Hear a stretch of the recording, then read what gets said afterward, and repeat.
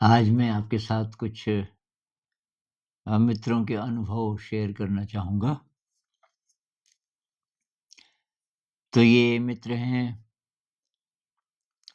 मेरा अनुमान है कि इनकी एज 30 के आस-पास होगी। संगीतकार हैं, संगीत बनाते हैं। तो एक तो संगीत क्रिएटिव एक्टिविटी है, उसमें भी एक प्रकार का ध्यान ही होता है। और मेडिटेशन करते हैं, सिटिंग मेडिटेशन। और ये जब घूमने जाते हैं तो केवल एक्सरसाइज़ के लिए नहीं, बल्कि वो वॉकिंग मेडिटेशन होता है इनके लिए। और ये कमाल के लूसिड ड्रीमर हैं। लूसिड ड्रीम में इनको गाइड्स मिलते हैं, जो इनको इंस्पायर करते हैं कि भई तुम ध्यान करो लूसिड ड्रीम में। तो इनका एक अनुभव है। अ, प्रणाम गुरुजी, मैं आपके साथ एक अनुभव शेयर करना चाहता हूँ।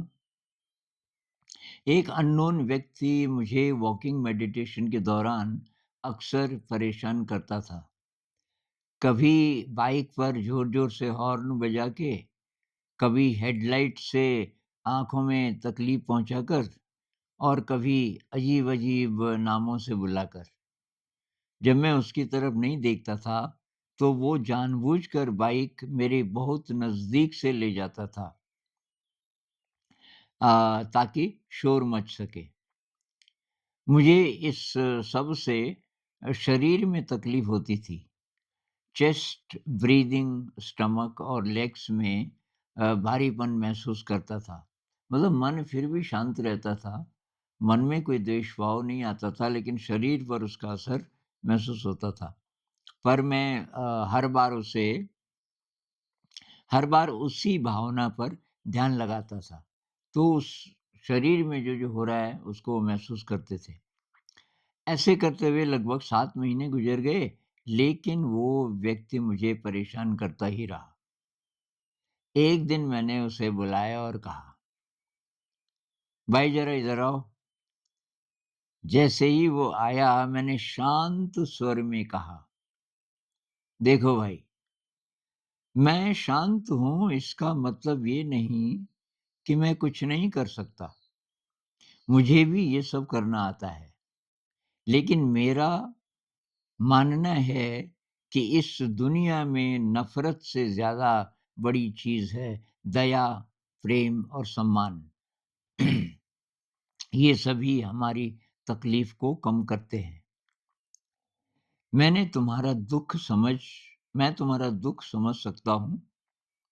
अगर तुम ठीक होना चाहते हो, तो अपने दिल में दया और प्रेम जगाओ।" कमाल के शब्द। ये सुनकर उस व्यक्ति ने मुझे दिल से सॉरी कहा और शांतिपूर्वक वहाँ से चला गया। धन्यवाद गुरुजी फॉर स्प्रेडिंग बुद्धाज़ टीचिंग्स। अब ऐसे आप किसी को बुलाएँ कि आपको कोई परेशान कर रहा है और उसको बोलें, तो नॉर्मली असर होने वाला नहीं है। यहाँ असर कैसे हुआ कि एक तो तुरंत रिएक्ट नहीं किया, 7 महीने तक वो परेशान करता रहा।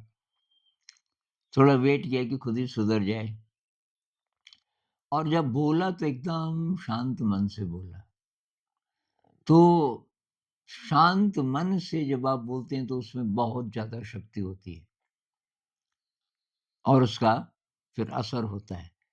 दूसरी बात इन्होंने क्या बोली कि मैं तेरा दुःख समझ सकता हूँ। दुखी ही व्यक्ति ऐसा करता है। जो भी दूसरे को परेशान करते हैं, चाहे वो हमारी नज़र में बहुत बड़े गुंडे, बदमाश हों वग़ैरह, एक्चुअली अंदर से कुछ दुखी होते हैं, अंदर से कमी होती है।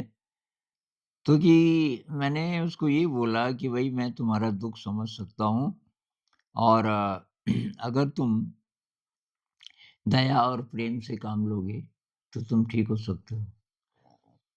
और बस उसके बाद उसने सॉरी कहा। उसका रो मतलब अंदर उसका दिल बदल गया, ये बोलने से। तो इसमें मैं ये बोलना चाहता हूँ कि आम तौर पे ना हम बोलते हैं कि उसने ऐसा किया, तो आपको कुछ करना चाहिए था। आप नहीं कर सकते थे तो पुलिस को बुलाना चाहिए था इत्यादि, इत्यादि। इससे सॉल्यूशन पूरा होता नहीं है। जितना दुनिया में है ना ये टेररिज़्म है, ये है, वो है, वो है।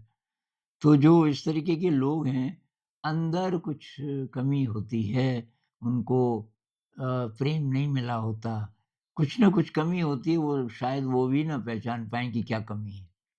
तो उसको भरने के लिए ये उनको कोई दूसरा गड़बड़ रास्ता मिल जाता है और उसका एडिक्शन हो जाता है फिर कि जब वो अंदर डीप डाउन जो कमी है, तो उसको भरने का ये उपाय वो सोच लेते हैं और वही करते हैं। तो समाज को बदलने का एक तरीका ये है भई, हम शक्तिशाली हो जाएँ, तब हम जो भी बोलेंगे उसका असर होगा। नमस्कार।